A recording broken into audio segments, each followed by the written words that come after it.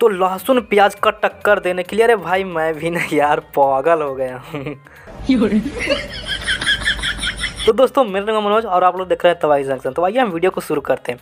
तो पवन सिंह का गाना पुदीना या हसीना 2.0 को टक्कर देने के लिए आ रहा है अक्षरा सिंह का गाना, जो कि इस गाने का नाम है देहरादून के, जिसमें सिंगर की बात करें ना तो अक्षरा सिंह स्वयं है। तो अक्षरा सिंह का कहना है कि पवन सिंह का गाना को टक्कर देने के लिए मेरा गाना आ रहा है।